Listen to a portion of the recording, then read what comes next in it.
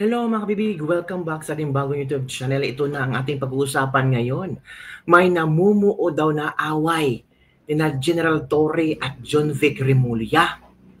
Oo mga kabibig, parang nararamdaman na ng mga netizen ngayon na medyo hindi na nagkasundo si General Torre at John Vic Remulla.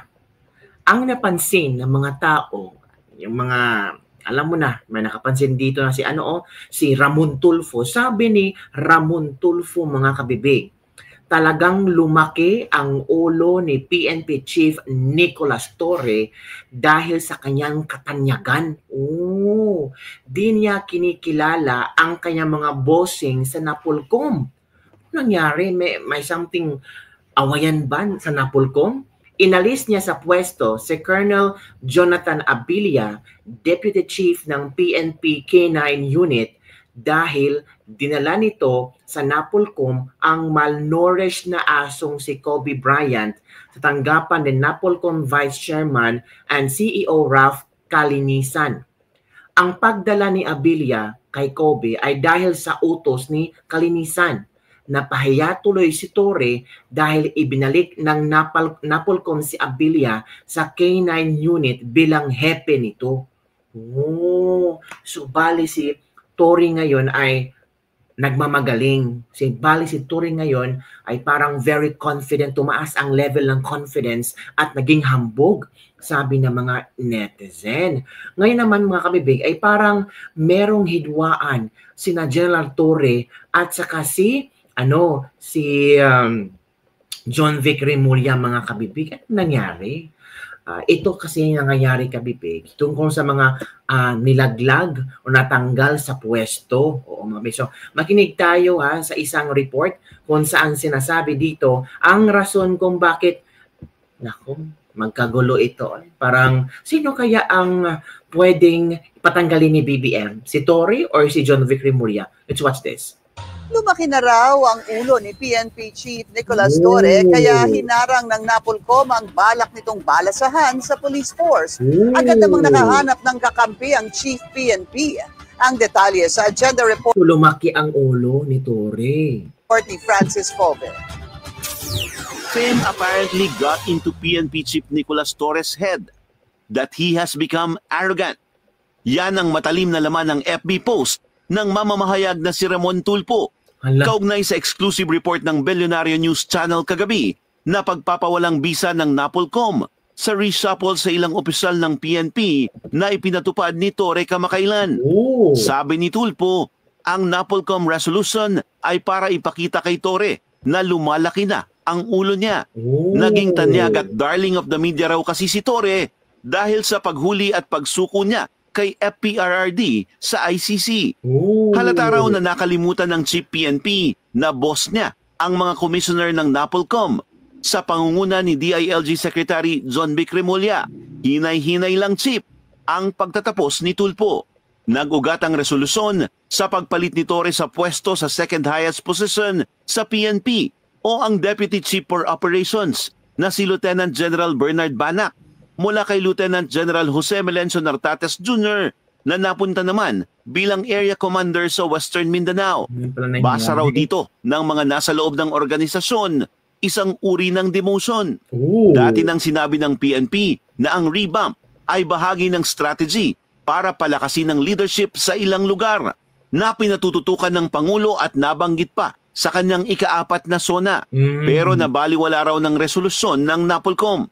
Sa nakuhang impormasyon ng BNC, tumaas ang kilay ng ilang kritiko at sinabing mapanganib ito at pwedeng maging president sa pagkwestiyon sa kapangyarihan ng Chief PNP sa pagtatalaga ng mga opisyal. Palagay pa raw ng ilan, labas na raw ito sa itinakdang kapangyarihan ng Napolcom sa ilalim ng RA 6975. Nakasaad dito na hawak ng Chief PNP ang pagtatalaga, pag-deploy at pag-assign ng mga opisyal sa buong police force. Giit ng ayaw magpakilalang source sa loob ng PNP. Wala sa batas ang nagbibigay kapangyarihan sa Napolcom para susugan o baliktarin nito. Ang Napolcom daw ay para sa oversight at policy direction. Apolitical daw ang PNP at huwag na raw sanang idamay pa sa politika. Sagot ni Tulfo sa isa pang post, mga sangkatutak na bobo. Oo. Giit niya, Torre is not the sole leader of the PNP. He has people above him who can remand his order as they please. Oo. Agad namang naglabas ng statement of support para kay Torre, ang PNP Academy Alumni Association Incorporated, kung saan miyembro rin si Torre. May manifesto of support din para kay Torre, ang buong PNP. Sa gitna ng umano'y turf war sa pagitan ng PNP at NAPOLCOM, wala na munang ipatutupad na balasahan sa PNP. Ala. Ayon sa PNP Directorate for Personnel and Records Management, bagaman inatasan ng NAPOLCOM ang PNP na ibalik ang mga na-revamp, kabilang si Nartates, wala pang natatanggap na papel ang ahensya. Kaya status quo pa rin ang huling reshuffle na inutos ni Torre. Wala pa rin pahayag ang kampo ni Torre, ang NAPOLCOM at maging si SILG Remulla sa issue. Yun pala, kabibig. Yun pala ang napansin ni Ramon Tulfo. Sabi dito ni Ramon Tulfo, ang pagwawalang bisa ng National Police Commission or NAPOLCOM sa malaking revamp na isinagawa ni PNP Chief General Nicolas Torre ay upang ipakita sa kanya na lumalaki na ang ulo niya. Ipinaalam kay Torre na mas mataas sa kanya ang NAPOLCOM. Dapat ay kinonsulta muna ni Torre ang NAPOLCOM bago siya gumawa ng revamp sa Philippine National Police. Para niyang ginagawang mga tau-tauhan ang NAPOLCOM na pinangungunahan ni DILG Secretary John Vic Remulla.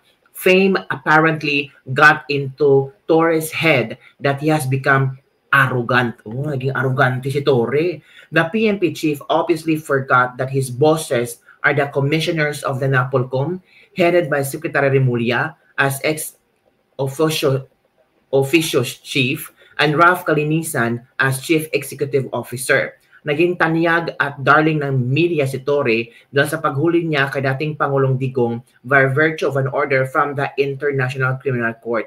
Hinay-hinay lang, chief. Nako, yan na nga ang sinasabi natin.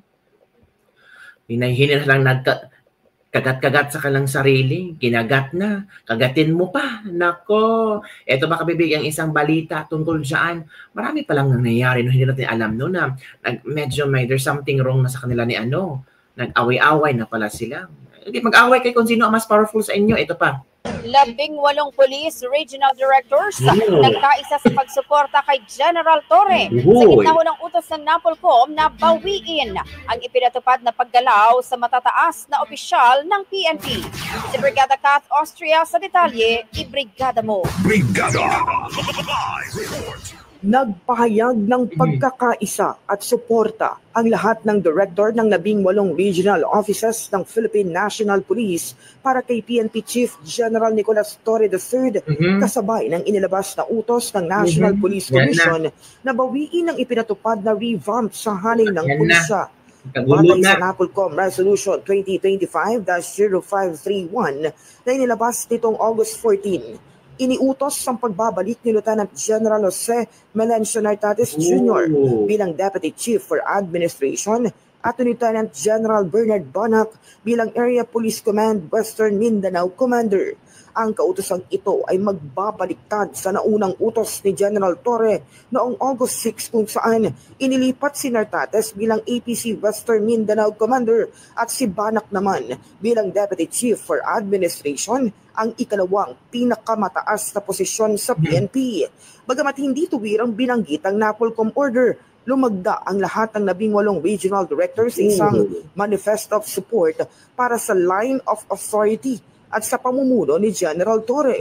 Sa kanilang pahayag, binigyang diin ng mga opisyal ang kanilang pangako na igalang ang chain of command, sundin ang single line of authority at tumalima sa lawful orders ng nakatataas bilang tapat na paglilingkod sa tungkulin at sa sambayanang Pilipino.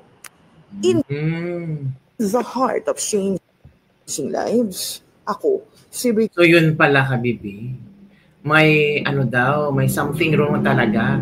Sabi dito ni Ramon Tulfo, kino-question ng ilang opisyal ng PNP na hindi naman nagpapakilala ang desisyon ng National Police Commission na POLCOM ang revamp ng mataas na opisyal sa PNP. Sabi nila illegal, dangerous at politically motivated.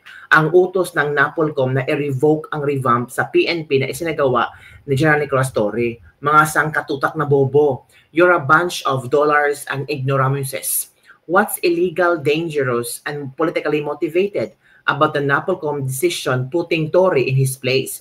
Torre is not the sole leader of the PNP. She has people above him who can remand his order as they please. Those people above Torre are DILG Secretary John Vic Rimulya as NAPOLCOM official chairman and Ralph Kalinisan as vice chairman and chief executive officer. The Constitution provides that the PNP is under the administration and control of the NAPOLCOM. So yung nakabibig, no? Nagkagulo-gulo na sila. Sino ba ang paniniwala ng mga pulis? Sino ba ang humahawak kay Torre? Nako, wala pa namang so far ang komento si John Vic Rimulya hinggil dito. Nagkawatak-watak na sila. Nagkawatak-watak na ang gobyerno ni Bongbong Marcos. Yan Torre versus Rimulya. Paano yan Nako, gulong-gulo na. Wala tayong magagawa. Ganon talaga sila ngayon, di ba? Ito pa kabibig ha. Rimulya na rin ito kabibig. Tingnan natin lahat ng mga ebidensya tungkol dito ba kung saan patutungo itong awayang Torre at Rimulya. Ito na. Si Interior Secretary John Vic Rimulya, tagapangulo ng National Police Commission ay nagbigay ng political smackdown kay PNP Chief General Nicolas Torre III. Smackdown talaga. Naglunsad si Torre ng malawakang reshuffle ng nangungunang hanay ng pulisya, ngunit wala ang NAPOLCOM. Sa isang matalim na resolusyon, binawi nila ang pagbabago ni Torre, na target ang 13 matataas na opisyal kabilang si Police Lieutenant General Jose Melencio Nartates Jr. at Police Lieutenant General Bernard Bana. Sa ilalim ng RA 6975 at RA 80-51, may kapangyarihan si Torre na magtalaga ng mga opisyal sa ikatlong antas, ngunit maaaring i-override ng NAPOLCOM ang mga hakbang na iyon. At ginawa nga nila inutusan ng komisyon ang PNP na ibalik agad ang dating setup. Gayunpaman, wala pang pahayag tungkol dito ang PNP at hinihintay pa kung susundin ni PNP Chief General Nicolas Torre III ang utos ng NAPOLCOM. So yun kabibig ang latest news ngayon. Ano ang iyong reaction hinggil dito? Nagkagulo-gulo na daw ang mga, alam mo na, mga tauhan ni BBM. Yung group efforts para yatang mawawala na ang group efforts, ang closeness at friendship. So don't forget to like, subscribe, and share this video. Comment down below. Ano kaya mangyayari kina Torre at John Vic Rimulya? Nako. Bye everyone. See you next time. Comment down below.